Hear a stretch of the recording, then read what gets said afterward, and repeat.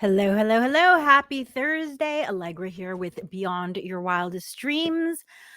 I am joining you every Thursday as I do with a little bit of prioritizing of yourself and your goals because I know how hard it is when you have anyone who has a claim on your time, whether or not it's a child or a spouse or a family member, maybe a parent or grandparent, like in my situation, if you've heard about my wonderful 100-year-old grandmother. Actually, she'll be 101 this year. Or if you have a pet, when you have other entities who have a claim on your time, it can be really hard to prioritize yourself and your goals, which is why I talk about the things that I talk about. And if you didn't know, I have this bouquet of books that I've written with Natasha, my co-author, my frequent guest on this podcast.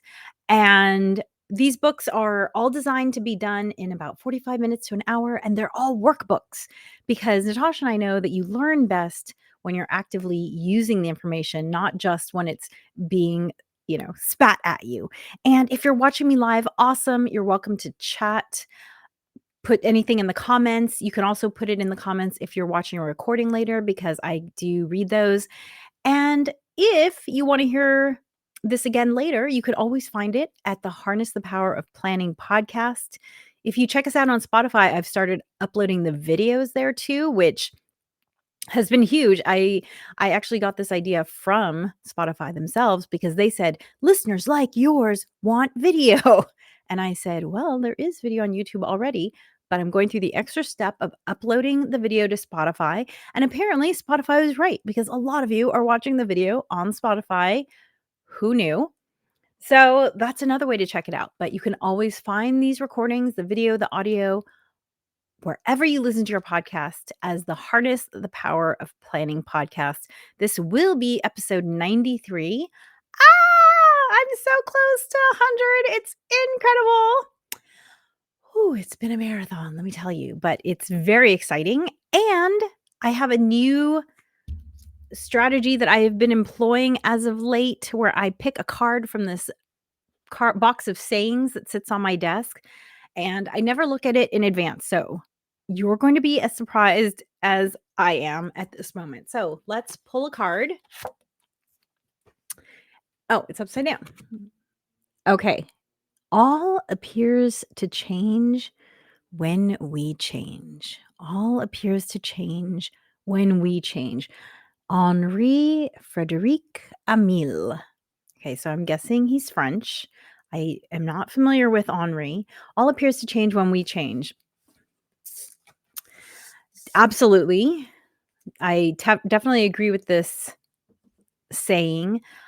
When I was studying anthropology in undergrad, I actually took some linguistics classes, and there's something called the Sapir-Whorf hypothesis. Anyone heard of the Sapir-Whorf hypothesis? And what the Sapir-Whorf hypothesis says is that we view the world through the language that we have at our disposal. And so you may have heard something like Eskimos have hundreds of words for snow because every little nuanced difference in the different words means something to them because it's very much a part of their everyday existence. And I've also heard the same thing said about the ancient Hawaiians and the the state of the ocean. You could say the waves, but there's not always waves. It could just be the state of the ocean. How they had so many words for all the different states because each state meant something different to them in terms of, current and temperature and will there be good fishing today or not good fishing.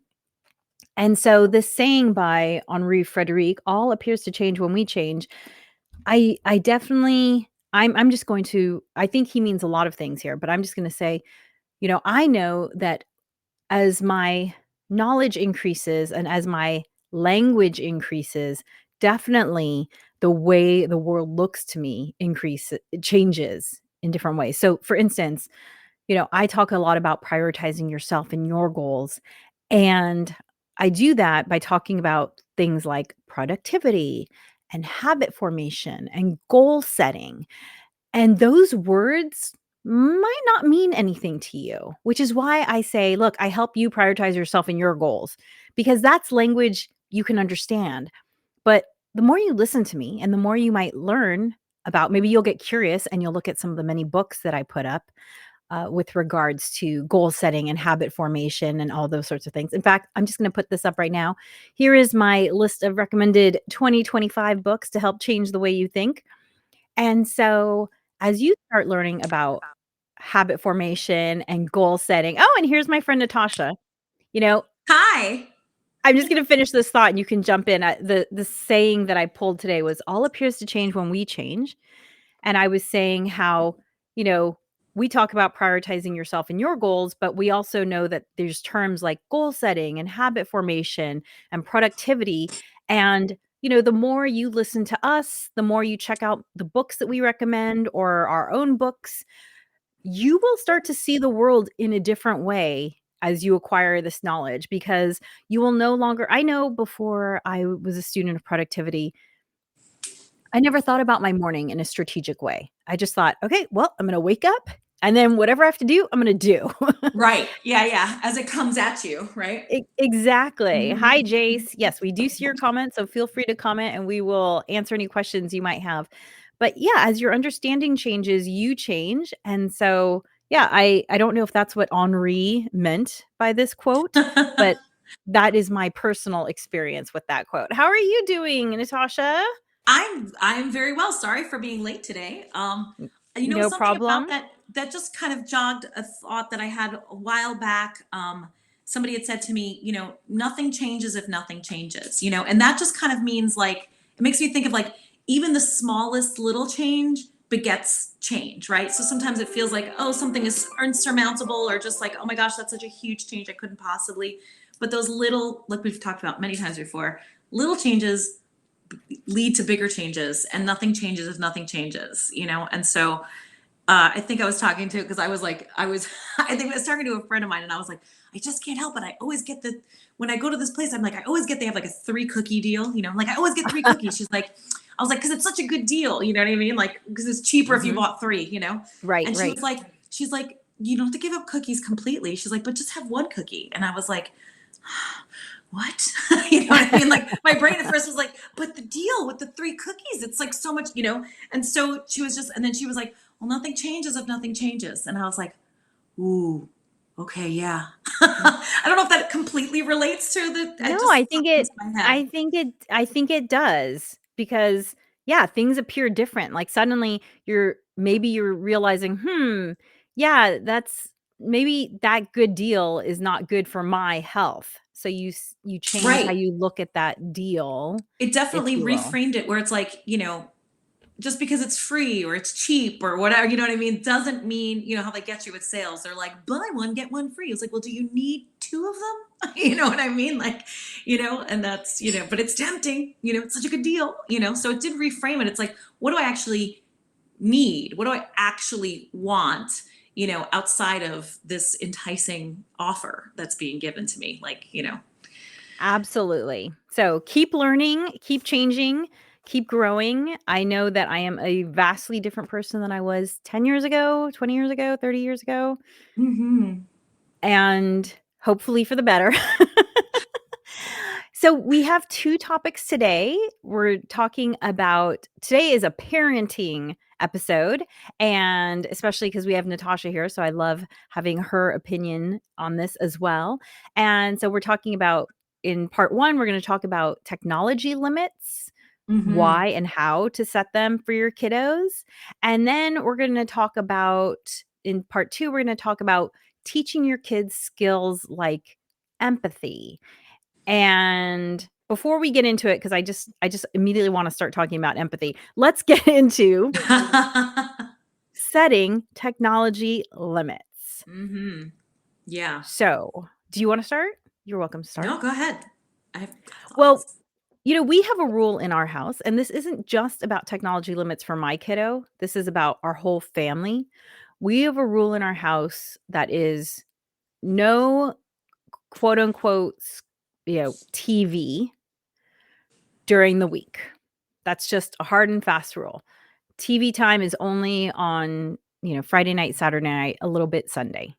And that works really well for our family because, the first 10 years my husband and I lived in our house, we had a television that was 11 inches diagonal. It was the television I had in college, right? So it was smaller than a laptop computer screen. Yeah.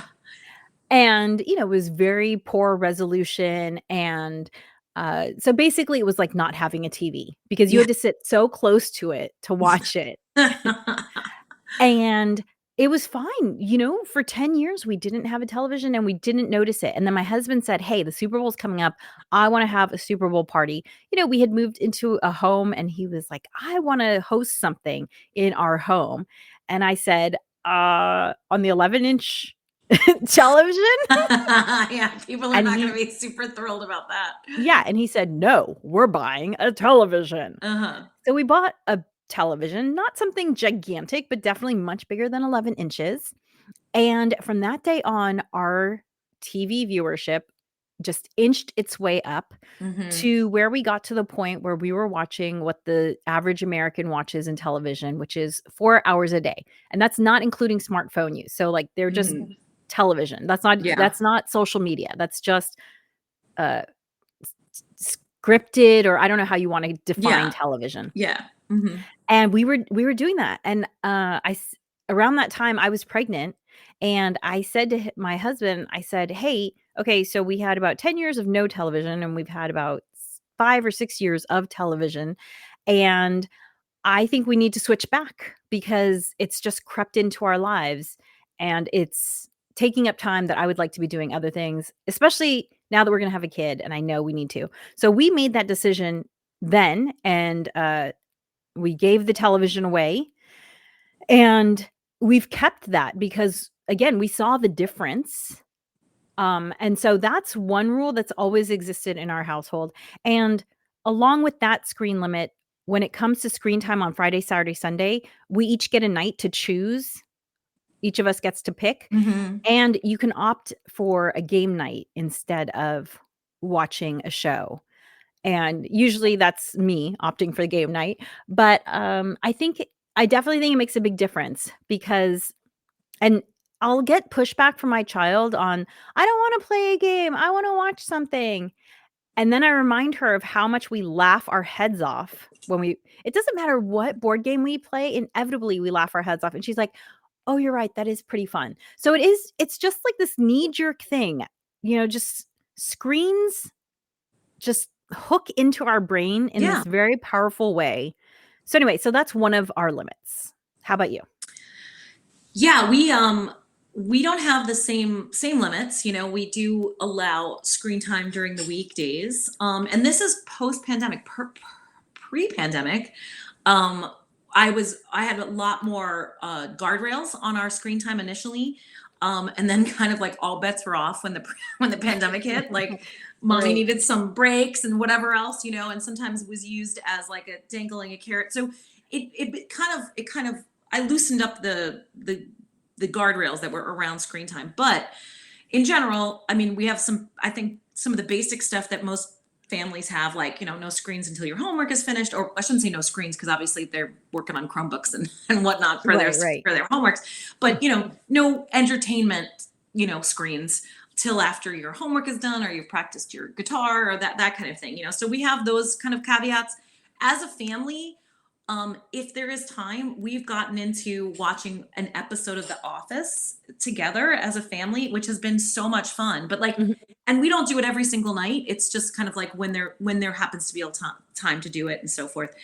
So we kind of like end off our night with an episode of The Office, which has been super fun. But the main thing that I think for us technology wise is that we've kept things as far as like the personal device scenario. My kids don't have any personal devices except for an Apple Watch, which, now they're 11 and 14. And I had originally said to, when you hit middle school, you're going to get an Apple Watch because I want to be able to communicate with you. But as you may or may not know, you don't have any access to any other kinds of apps, no social media apps, no Mhm. YouTube and stuff on your watch. Excuse me. And then when you hit high school, you get a phone. Well, my older son has his Apple Watch for all through middle school, and when it came time for him to have this, the phone, because that was the original agreement. Right around time, this past summer, this very definitive research came out that like, yo, your kids should not have a smartphone until at least 16, and he is 13 at the time. And so I was kind of like starting to backpedal. And on his own, he just said, Mom, I don't want a smartphone. I see all my friends with just their faces in their phones all the time. And I rather, have fun and interact with my friends than, have my face in a phone all the time. And I was like, good. Because I was about to back off on that move the goalpost to 16, the age of 16. Mm-hmm. But I think the main thing here is just that, by them not having access to a smartphone or smart device all the time has really shifted things, for that. Well, I shouldn't say they never really had it, but they've just kind of stayed away from it. And it hasn't really been much of a thing. There hasn't been a real draw to it. It hasn't been like they're not like constantly asking for my phone or anything like that. It's just kind of like not part of their world. So it's Right. just kind one of those things. And I'm sure we're all, it's designed for you to be addicted to it. So we're just going to have to find, ways to just make sure that we set parameters around it. Like their watches charge in my room at night so that they're not texting friends and stuff like that at the end of the night. It charges away from them and Yes. that kind of thing. So, and it will continue to have, and of course, no devices at the the dining room table for dinner and meals. And even my husband and I have to remind each other sometimes, because sometimes I'll sit down and I'll just put my phone on the table next to me and I'm like, oh, flip it over or go put it on the kitchen counter or something like that. Yeah. Because it's ubiquitous. It's like a limb sometimes, you just kind of have it on you all the time. Sometimes I leave the house without it and it's a nice break. So we do more of that around the personal technology devices. And then we also have family movie night too. We do Friday night family movie night, and we do the same thing where somebody gets to pick. We have like a little tracker, like whose turn is it to pick on Friday nights for whatever movie we're watching. And it's fun. I like that part. Yeah, so my child also does not have a smartphone. I gave her a flip phone a couple years ago just because she started doing outings with this organization that she's a member of, and so I wanted her to be able to communicate with me For when she sure. did those outings. And when she was younger, the flip phone, it was my flip phone that I lent her when she went places. Yeah. Now that she is in high school, she has the flip phone with her. And I have to say, the nice thing about parenting in 2024, 2025 is that there are enough families who feel similarly that she's not the only one with a smartphone. Mm-hmm. And I mean, without a smartphone. So she's not the only one with a flip phone. Right. One. Right. And she also, there's literally no conversation about a smartphone. She has not asked for it. She does not try to monopolize my phone. Mm-hmm. As your kids do, she has a laptop, but it has time limits associated with it because there is some very definitive research about why it's important to power down from devices at night in order to not interrupt with sleep. Yeah. If you type in the word sleep hygiene, going back to the quote we were talking about at the beginning of the day, here's a term you might never have heard of, sleep hygiene, which is this idea that when you have a routine, it helps you sleep better at night. And screens can be very disruptive for sleep hygiene. So I have set limits on her computer where it automatically shuts off. And on the weekends, it won't turn on until afternoon, like it won't power on, period. But also, yes, she has to have done her laundry, her room needs to be clean before her chores need to be done before she's allowed to spend any time on her device. Yeah. So, yeah, those are those other limits. But I feel like these are hopefully good guardrails, and I found that, this is just anecdotally, like I have friends who are just surprised that my kids can sit and watch an entire movie, because their children have been able to watch a video, these short duration bits of entertainment. that their kids are kind of like, oh, 90 minutes of the same thing, you know? And so, Right. No attention span. yeah, it's just, and listen, not trying to, you know, um, yuck anyone's yum. Like you like short entertainment, great, but I think that it's just overall, so far it's really worked for us and our family, and I think it's been a good thing.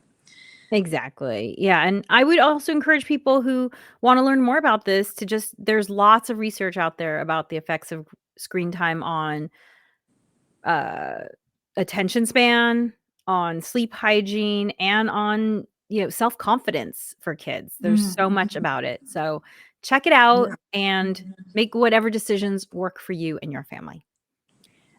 Okay, part 2 of today's podcast is about teaching children skills like empathy and compassion. And you might be surprised that I use the word skills when describing that. And I do Mm. that very purposefully.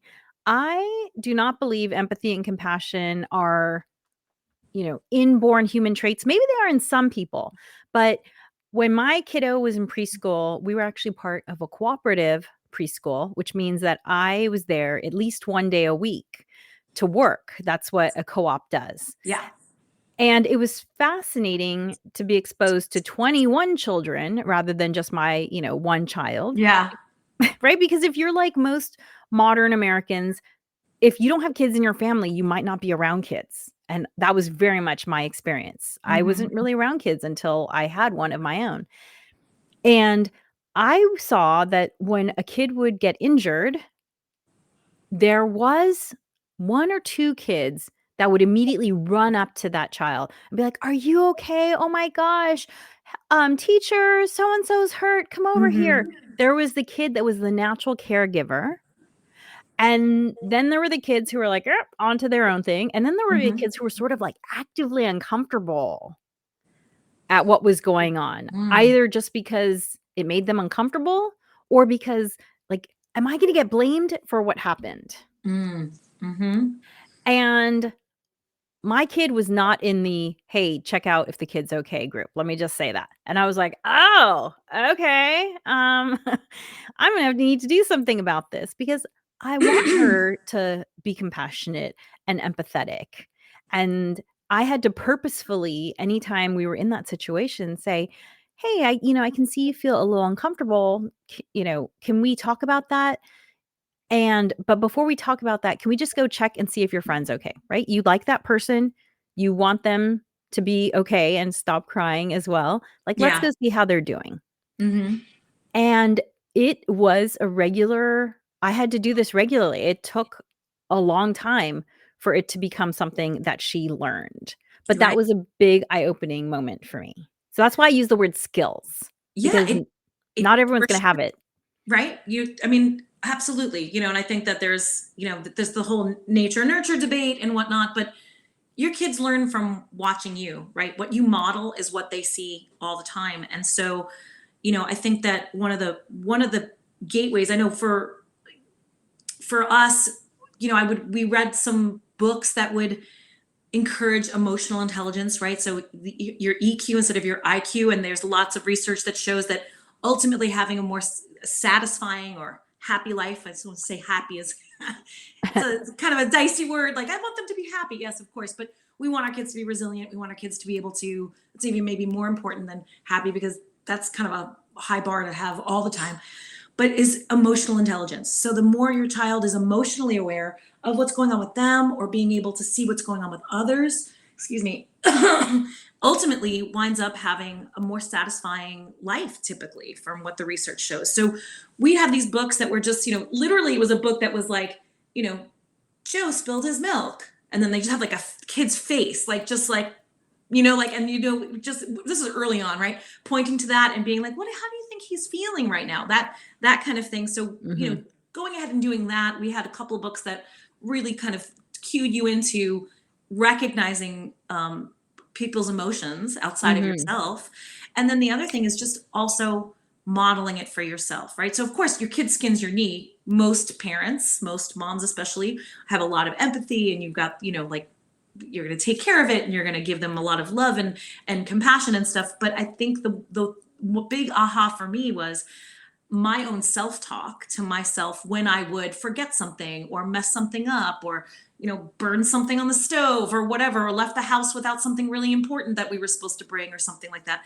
I found that I was berating myself Mm. verbally, like, oh God, Mhm. so stupid, da, da, da, da, and then seeing that kind of like transfer into my especially my youngest, who is really, he's got a lot of emotional intelligence, and he really absorbed that and the self-talk that was starting to happen with him too.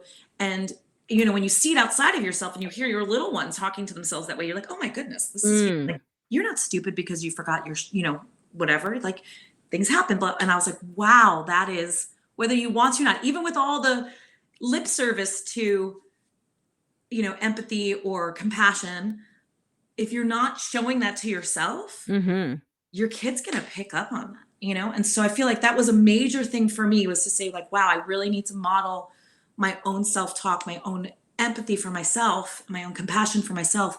And that will eventually spill over to my kids, and then hopefully spill over to their them being in the world empathetically recognizing when maybe somebody needs help or needs, a shoulder to cry on or something like that. Yes. Yes to modeling, and yes, I love this book that you're talking about that helps kids recognize emotions, because not Yes. all parents get to be in the school place with their child to see Right. them, so that's a great way. Another book I really liked was, How Full Is Your Cup? And did you see Ooh, that one? It has, no.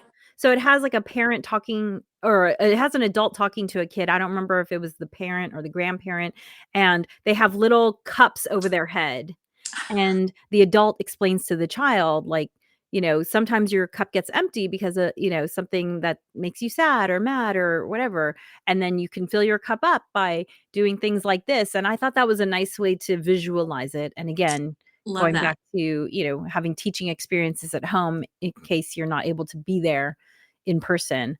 Right. I Another thing that I thought was really interesting that got me thinking about this idea of teaching these skills of empathy and compassion, and critical thinking, and speaking up for yourself, all these things that, yes, some people have them as Skills. natural traits. Skills. Yeah. You need the opportunity to practice it too in a safe environment. Yeah, but yeah, a lot of these things we might have to teach our kids, because maybe they have one of them naturally, but maybe 3 of them are something that we need to strengthen. Was I saw this video, and I'm sure if you, search for it, you'll be able to find it, and it was of a preschool in, I'm assuming it was an Asian country. That's just what it looked like from the decor of the classroom. And the children were seated in little chairs in rows. And as you watch the video, you understand that they're supposed to be on a bus. And then someone would approach the rows. The one I saw, like, the little kid had, like, a cane and was kind of like, had something around their shoulders, and they were kind of walking hunched over, so I guess that child was acting like an elderly person, and then the teacher helped the children practice giving up your seat for someone who might need it, Mhm. and I thought that was so, yeah, like, yes, that's something that needs to be taught, because Right. I think culturally, there used to be a time when people would automatically give up a seat to Mhm. someone who looked like they might need to sit a little bit more than you do, but it's definitely not something that was discussed. You might see a sign, like, Right. "Reserved Like, for," right. but I do think this idea of actively teaching it Absolutely. is Because very different. it's not, I'm just gonna say I have boys, and they're not like the most observant. They're just in the stage where like they're not the most observant in the world. Like, they're not. So what you're describing happened yesterday at his eye appointment. There were 3 elderly people that came in, and he was so tired. He had been up late the night before at a basketball practice or whatever. So he was waiting for his appointment, and he basically fell asleep in his chair. But I watched these 3 elderly people come in, and I just stood up and just, moved to the side so that my seat was available. And then I saw a dad and his daughter noticed them as well, and he and his daughter got up too, and then motioned to the chair to let the people know, like, hey, please, take a seat. But that dad modeled it for his daughter to, Mhm. and I don't think it's something that, a kid who just got out of school at 3 p.m. and maybe Exactly. is a little bit dazed or whatever, or doing their homework and stuff.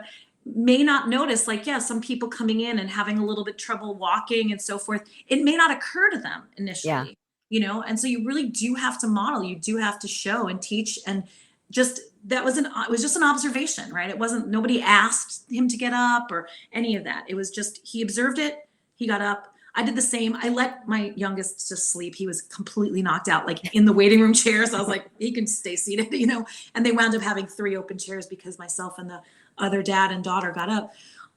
But yeah, you have to model it. You have to show, if this is the kind of be the change you want to see, right? If it's the kind of compassionate community we want to live in, we got to be that compassionate community, and we got to show our kids how to be that compassionate.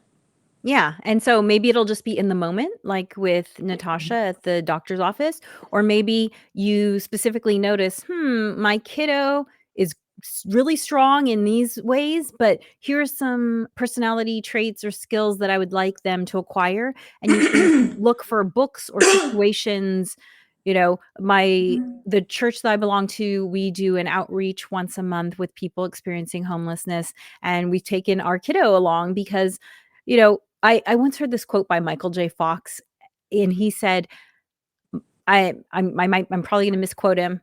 He said something like, "My one, disappointment as a parent is that I will never be able to make my kids as scrappy as I am." And I loved he did use the word scrappy. "As Mhm. scrappy as I am, because I had a really hard life, and so I had to be scrappy." And he's like, I'm something along the lines of, "I'm glad that I can give my kids this great life, but Sure. I wish I could give them this personality trait of scrappy." Yeah. And so same sort of thing, like my child does not have to worry about where her next meal comes from, but I want her to be aware of the fact that that's not the case for everybody, and Mhm. that, uh, Yeah. you know, seeing that for herself and being of service in that way is just a very visceral experience versus Yeah. me just telling her that this exists. Right. And I So, think there's opportunities to bring that up all the time. You don't have to be in the specific situation that I was in yesterday to go ahead and say, point something out. I feel like the level of awareness is like, the first foundational part of this, like just being aware of, yes, there's somebody who maybe needs help, or somebody who could use, hold the door open for them or something. You know what I mean? Like, you can just to point it out, and then ask them, well, why do you think we should stand up? Or why do you think, you know, um, absolutely. there was a time where my kids they were taking their have give money, and they were all about like creating little care packages for people experiencing homelessness that we would see on the street or at freeway exits and so forth, and we would, talk about it, talk about why you think they would need that help, or why it's a good idea to, or what maybe they're going through, or that kind of thing, so it can be as simple as a question or a discussion, or just even just showing, creating awareness first and foremost before there's even empathetic action. Absolutely. Well, our time is up here. Thank you for joining us today. And hey, if you are interested in learning more about how planning can help you prioritize yourself in your life, we do have this on demand workshop that you can check out at this QR code here. Or also, I'm going to pull up the tiny URL for those of you listening to the podcast. It is tinyurl.com/HPOP on demand. So HPOP, harness the power of planning on demand, because it's on demand. So tinyurl.com/HPOP on demand. And thank you so much for joining us. Thank you, Natasha, for joining us this My week. pleasure. It's always fun chatting with you, Allegra. And remember, planning makes everything easier. See you next week. Bye.